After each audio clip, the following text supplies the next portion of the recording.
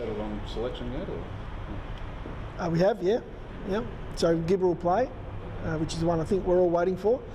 I think last week we spoke about how he performed on the field. We've been really pleased with what he's been doing off field, leadership, working with our younger group.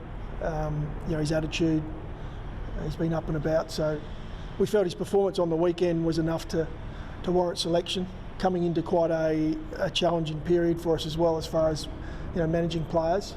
And the group were excited and up and about when we announced that earlier in the week. He was too, a bit of a relief, I guess, and for him to finally get the nod. Yeah, more excitement. I mean, even as an older player, I've been in the same position to get your opportunity to come out and, I guess, add to the group, bring his experience. We look forward to what he brings because at the lower level he's shown great experience with our younger players, on-field leadership, so we look forward to seeing what he brings this week. Is he coming in for Crouch? Yeah, at this point, I mean, we've got the two force change, so Tommy Duday will miss as well. And that's more, we don't want to take a risk there. Coming off a long-term injury, he's up and running and has had a pretty solid week, but a 6-day break is just not worth risking, Tom. Whether we look at a 10-day break for him, and he might maybe come in from Melbourne, we'll have to wait and see how he goes over the next couple of days. Are you confident he will play in that game against Melbourne, Tom? Yeah, at this point we've still got a few days to get through. Body-wise, we're reasonably confident. We just want to make sure he keeps ticking boxes as we go through. Does his injury history play a role in that? From the knee point of view, yeah, we wouldn't push him for this 6-dayer, definitely. And we would have probably looked to manage slightly through this period with a 4-day break with someone like Tom. I'm no expert on it, but we have some experts in the facility that, or in the group that would advise. There's a number of players we have to have a look at off a 4-day break. In saying that they probably could play, but we don't know what's coming in 6 weeks' time. There could be another couple of 4-day breaks, so we've just got to be mindful of that. A third skipper for the It does, yeah. It means we go, So Brodie Smith will captain this week. Again, unanimously voted from our group. He's a fantastic character, so he'll step up and take the role with Tommy and Sholey out. Does this whole period make it even harder? As a team you've got, the younger players, you're trying to develop them, now you've got to rest them and maybe perhaps not perform just for the fact that they're young. So does this all throw things even more into a confused state? Not so much. We actually see it as a positive, with our younger group, because it creates opportunity for some. For others, a 4-day break is challenging, and that's going to be across the league. I imagine most clubs will have to manage through this period. It's interesting, to this point we haven't seen a lot of that in-game, where there's maybe been opportunities for some more senior players to be rested slightly towards the end of game. But for us, we see it as an opportunity. We'll get a chance to look at a few more players over the coming weeks, and we'll turn what is a 6-day or a 4-day break into a 10-day break for some of our players that we feel need it. Is the development you've had, are you satisfied with that in terms of that it's progressed the way you hope it would, now that you've had an opportunity within game to actually bed down with you? There's no doubt we're seeing development from our. You look at a Fisher Mackesy for an example. We thought he was. We took another large step on the weekend.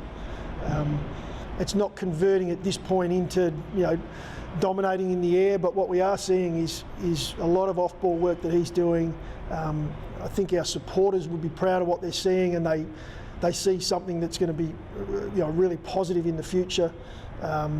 He's working on a lot of areas. I'm just using him as one example, but a lot of areas of his game where we saw a lot of that come through on the weekend. So what we're getting in games is a real positive for us. What we're probably finding a challenge is the training. Training in nines and that connection of our group, and working our backs working with our mids and our mids working to our forwards. That's challenging, but I've said it every week, that's across the board. So every team's in that position. Is that challenging for us because we're slightly younger? Yeah, it is. It's a challenge, but it's one our guys have taken on. And as a group, there's progress there. There's progress. Now we're all about getting a result for them in the end, and that's the reward on the end of it. Too soon for fight? Yeah, just slightly. He trained really well this week, but we're going to hold off, another four days possibly. We'll have a look at him into Melbourne, and again that'll just be what's the next 4 days mean for him. How does he progress again? One more step, but he's pretty much giving everything he can on the track, including wrestling and when he can from a contact point of view. So we're confident he's right on the doorstep. Just the two changes you're anticipating, or that's what you're going to I anticipate a couple of changes at least. Yeah. Ask about Rat, Nida as well. They were out on track, and Lucky Shot. And Sholey, yeah. So we actually trained with the 27, I believe, out there. We can get the 3 groups of 9 for a captain's run. So there's a few that won't be playing out of that 27, but we'll keep a couple close to our chest if that's okay. But they're both knocking on the door.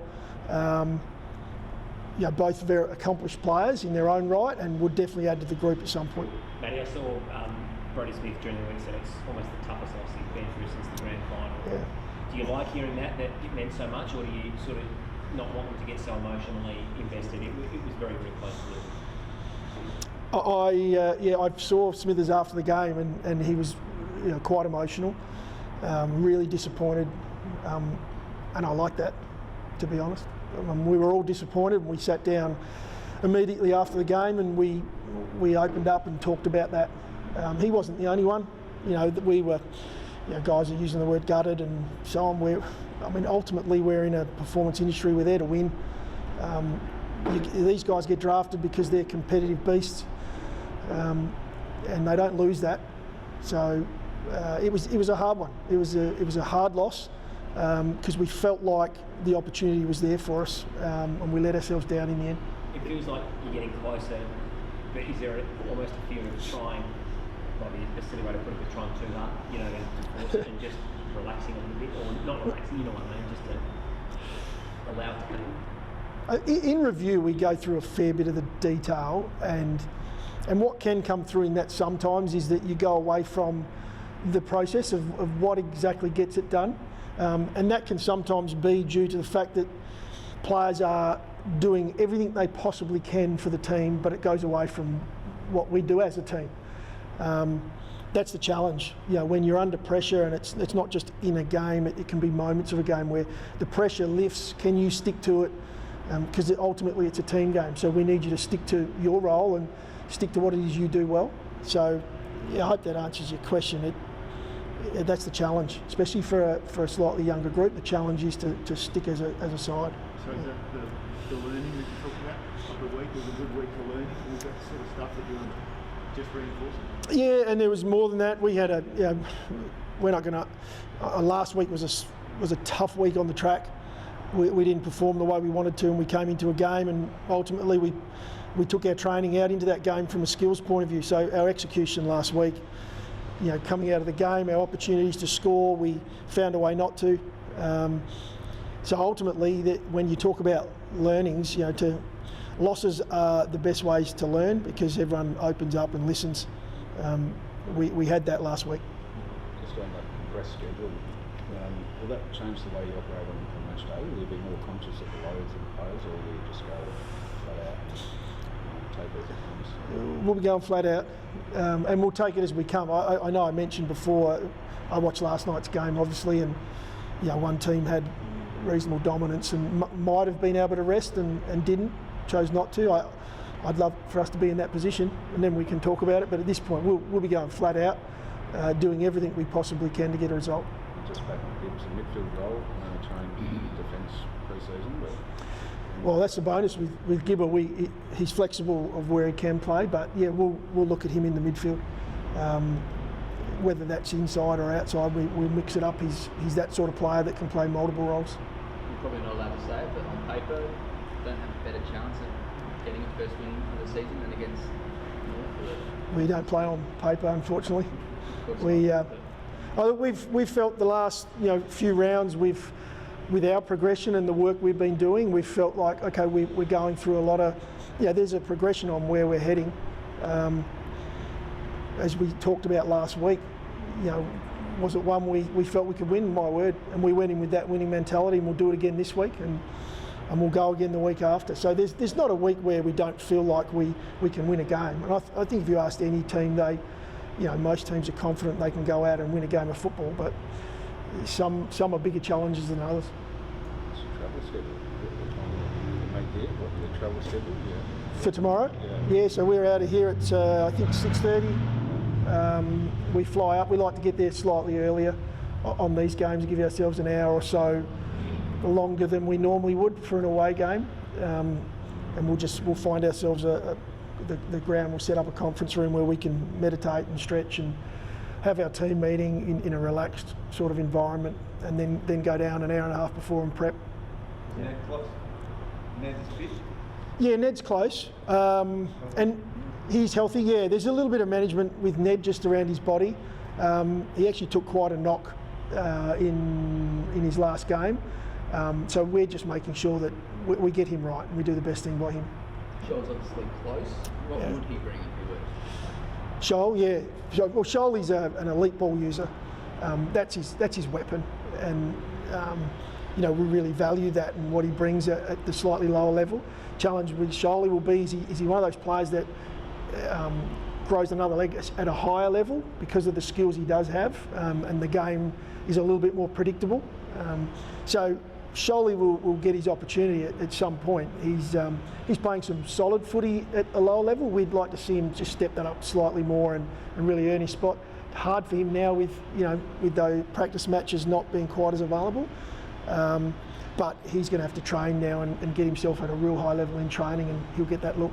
How is that going to work over the next 2 or 3 weeks? Any clarity on that? From a practice match point of view, it's really tough for us because our schedule's so different to Port's, and that's at this point in time that's the only group we can have a practice match against. So the challenge will be how we try and shape that with them. I know both clubs are really keen to try and play, because ultimately playing games of footy is, it benefits you much more and prepares you. It's just a really big challenge at the moment, trying to get that to happen. Will we see anything different at the centre bounce against North Melbourne this weekend? Well, hopefully it's going our way a little more out of there. That's been our Achilles heel at this point. He's been put onto the back foot out of centre bounce. A lot of people, there's a commentary around hit outs. Are we getting first hit out? I think, again, you look at recent games, hit outs don't necessarily mean that you're winning centre bounce. We saw that last night in no uncertain terms. So we've done a lot of work in that area with our mids, with Rob, Riley, who's been in the ruck, on how we can bring that back to something that will keep us in games. Because at this point, our numbers just are not allowing us to stay in games, especially early. So that's a big challenge for us and one we're looking at. You said structure and mindset last week, that area in particular. Do you feel like that worked? Look, it didn't work from a numbers point of view.